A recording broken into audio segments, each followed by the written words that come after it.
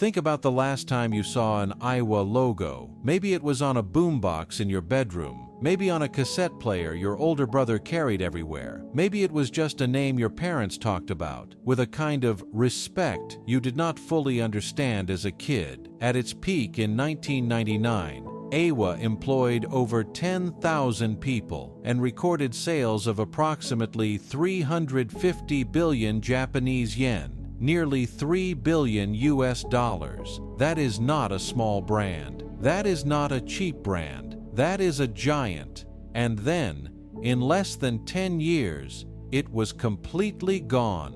Sony purchased a majority stake in Aiwa back in 1969. 33 years later, the brand was dead.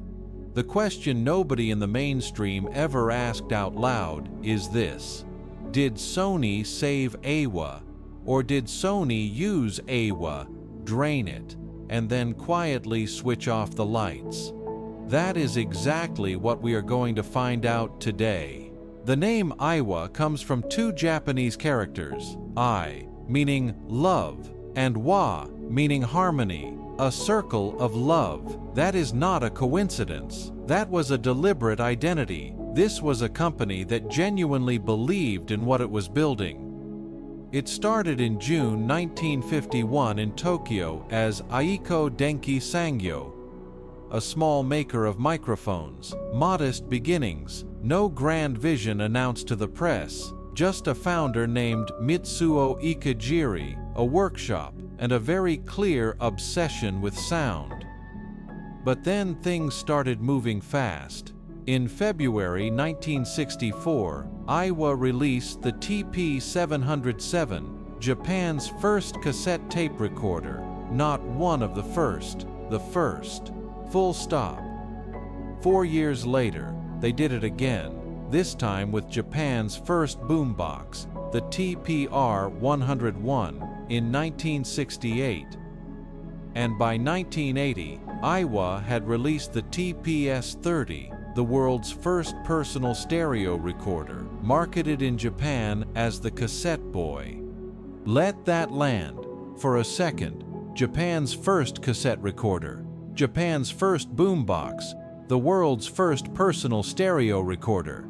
This was not a company copying other people's ideas. This was a company writing the rule book, and the audience noticed. By the late 1990s, over 80% of Aiwa's total revenues were generated outside Japan, 43% from North and South America alone, and 25% from Europe. Aiwa was not a Japanese brand that happened to export.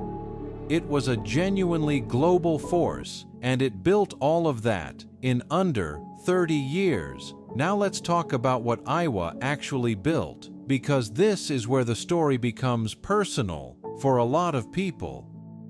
In 1981, Aiwa released the CS-880 boombox. Collectors today consider the CS-880 one of the top boomboxes ever made. It featured a unique acoustic 3D speaker system with a passive radiator, a digital synthesized tuner, and a tape deck so stable. It recorded a wow and flutter rating of just 0.038%, a figure that competed directly with home hi-fi decks of the same era. That is not a portable speaker, that is a precision instrument wearing a boombox costume. But the CS-880 was just the opening statement. The real proof of what Aiwa was capable of came in its portable cassette player line, specifically the PX series. The HSPX-1000 is widely considered the finest portable cassette player Aiwa ever produced. It was the world's first and only titanium-bodied personal stereo, a material chosen specifically because it offers the highest strength-to-weight ratio of any natural metal, protecting delicate internal components without adding bulk. Audiophile communities still debate whether it or Sony's best Walkman, the WMD-D9, was the superior machine. The fact that this argument still happens 30 years later tells you everything. And then there was the HSPX 303. The Vinyl Factory described it as what every cassette player should have aspired to be in terms of sound quality, and noted it remains a mystery how it never dethroned Sony. Now, in the late 1980s and early 1990s, Aiwa reached a genuine pinnacle, producing portable models with features like BBE sound processing, Dolby C noise reduction, and amorphous playback heads that were normally found only on home stereo equipment. Read that again. Home stereo technology in a device that fit in your jacket pocket. This is the brand Sony owned. This is what was sitting right next to them, and for a while, Aiwa was doing it better, at a lower price point, and the whole world could hear it. Now, here is where the story changes tone, because everything we just talked about, the innovations, the sound quality, the global reach, all of it was happening inside a company that Sony already owned. In 1969, Sony purchased a majority interest in Aiwa, making it an affiliated company. The founder, Mitsuo Ikejiri, stepped down that same year, and from that point forward, the man sitting at the top of Aiwa was not chosen by Aiwa, he was sent by Sony. But here is the part that most people never knew. Despite being officially owned by Sony, Aiwa continued to operate in a largely independent fashion. Its stock remained publicly traded. It competed head-on with Sony in several product categories. Think about what that actually means. Sony owned Aiwa and then watched Aiwa go out and beat Sony's own products on price, on features, and in many cases, on sound quality. And for a period, there was a genuine understanding inside both companies that healthy competition between the two brands would be profitable for both. So Sony was not the villain, yet, not in the 70s, not even in the 80s. By 1982, Sony's stake had grown to 54.6%. Aiwa's total revenue of 54.7 billion yen translated to approximately $220 million, a significant business, and Sony owned the majority of it. That was the arrangement. Sony took the top of the market, Aiwa took the middle, and together they dominated. But arrangements like that only hold as long as both sides benefit. And by the mid-1980s, the numbers started telling a very different story. For the 1986 fiscal year, Aiwa posted a loss of approximately $30 million on revenue of roughly $325 million. And for the first time in 14 years, Aiwa stopped paying dividends to its shareholders entirely. Aiwa was in trouble, and Sony was watching very closely. Here is where the story gets uncomfortable, because by the mid-1990s, something started shifting inside Aiwa. And the question you have to sit with, once you understand the timeline, is whether that shift was accidental or engineered.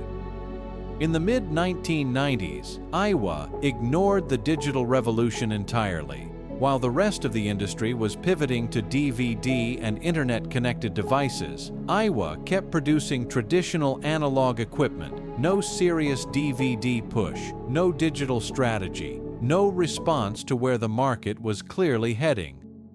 Now here is the critical detail. This was not a small, independent company making a blind mistake.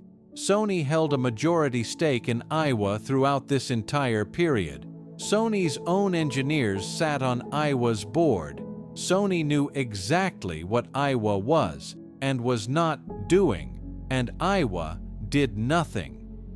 Between 1999 and 2002, Aiwa suffered more than $500 million in accumulated losses. $500 million in 3 years.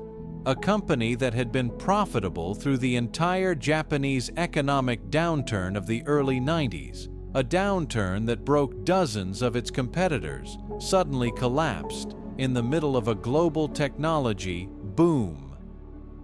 In March 2001, Sony appointed President Masayoshi Morimoto announced a restructuring that cut Aiwa's workforce in half and closed all but one of its manufacturing plants, including every single plant. In Japan, production was transferred entirely to China. Then in December 2002, Sony completed a full purchase of Aiwa, making it a wholly owned subsidiary. The publicly traded independent brand, listed on the Tokyo Stock Exchange since 1961, was delisted, gone. On January 8, 2003, Sony announced it was relaunching Aiwa as a youth-focused, PC-centric electronics brand. A company famous for the finest portable cassette players ever built was being repositioned to sell accessories for teenagers' computers. New product development ended on January 21, 2005. By 2006, Aiwa products were fully discontinued, and on May 14, 2008, Sony formally announced the termination of the Aiwa brand entirely. From acquisition to erasure, 39 years, from the moment the digital pivot was missed to the brand's death certificate, barely a decade. Was it negligence? Was it strategic? Sony never said. They didn't need to. The brand was gone, and Sony's own product lines filled every gap Aiwa left behind. Now let's be precise, because this channel does not deal in conspiracy theories. It deals in facts. So here are the facts. Sony and Aiwa competed in virtually identical product categories: portable stereos, mini hi-fi systems, boomboxes, CD players, cassette decks, every single category where Aiwa was strong. Sony was also selling, under its own name, at a higher price. Sony faced what analysts described as an impossible dilemma. If Aiwa products were too good, they would steal sales from Sony's own higher margin offerings. If Aiwa products were mediocre, consumers would question why the brand existed at all. Read that again, slowly. Sony's own analysts acknowledged there was no clean way out of this. The two brands could not logically coexist forever. And here is the detail that seals it. In 1981, Aiwa entered the video market for the first time and followed Sony's lead by adopting the Betamax format, not because Betamax was better positioned in the market, because Sony told them to. Aiwa lost that battle alongside Sony, damaging its balance sheet for years. A 1994 analysis in Tokyo Business Today put it plainly. Aiwa's entire strategy was built on refining existing technology and delivering products at prices that undercut competitors, including Sony itself. That was the model, and that model, inside a Sony-controlled structure, was always going to have an expiry date. While many competitors collapsed during Japan's prolonged economic downturn of the early 1990s, Aiwa remained profitable, surviving a crisis that broke stronger companies. And yet somehow, during a global technology boom, just a few years later, it lost over $500 million and was gone within a decade. The timeline does not add up, and the numbers do not lie. So here is where the story takes one final unexpected turn, because Aiwa did not stay dead. In 2015, a Chicago-based company called Hale Devices obtained the rights to the Aiwa name in the United States and renamed itself Aiwa Corporation. First out of the gate, American and almost entirely unconnected to anything the original brand had ever stood for. Then 2 years later, the more significant revival happened. On April 11, 2017, Tawada Audio, a contract manufacturer that had actually made radios for Sony, purchased the global Aiwa brand rights from Sony, covering every market except the Americas. They immediately established a new Aiwa company limited in Tokyo, with a director named Kazuomi Nakamura, a man who had worked at the original Aiwa since 1989. That detail matters. This was not a stranger buying a familiar logo. This was someone who had lived inside that brand, who remembered what it actually was. The new Japanese Aiwa launched its first products. By the end of 2017, CD boomboxes priced at 5,980 yen, roughly $53, alongside 4K televisions and Bluetooth speakers. But here is the hard truth that audiophiles noticed immediately. Intellectual property experts describe what happened to Aiwa as classic zombie brand status, a trademark from a defunct company purchased by new entities, hoping to capitalize on consumer nostalgia with no connection to the original engineering, manufacturing culture, or corporate identity. Two companies, same logo. The Japanese Aiwa publicly stated that Aiwa Corporation in Chicago is not related to Aiwa Tokyo in any way. They are fighting over a name, and neither of them is building what the original Aiwa built, the circle of love. That is what Aiwa meant in Japanese. Right now, that circle is broken into pieces, owned by strangers, and sold in different corners of the world. So here is the verdict. Was it murder? Was it negligence? Was it simply the cold mathematics of corporate survival? The honest answer is probably all three at once. Sony did not sit in a boardroom and decide to destroy Aiwa in one meeting. It was slower than that, quieter than that. Death by 1,000, small decisions, a budget cut here, a missed product pivot there, a restructuring plan that conveniently left nothing standing. Sony is known for acquiring over 160 companies and taking stakes in more than 80 others. Aiwa is barely a footnote in that list. A $3 billion brand, 10,000 employees, 40 years of genuine innovation reduced to a footnote. And that is perhaps the most damning thing of all. Not that Sony destroyed Aiwa, but that it was so easy, so clean, so quiet. The circle of love, that is what the name meant. Sony drew a line through it and moved on before anyone noticed. If this kind of buried history is what you are here for, you are in the right place. Drop the name of the brand you want us to investigate next in the comments below, because there are more stories like this one, and we are just getting started.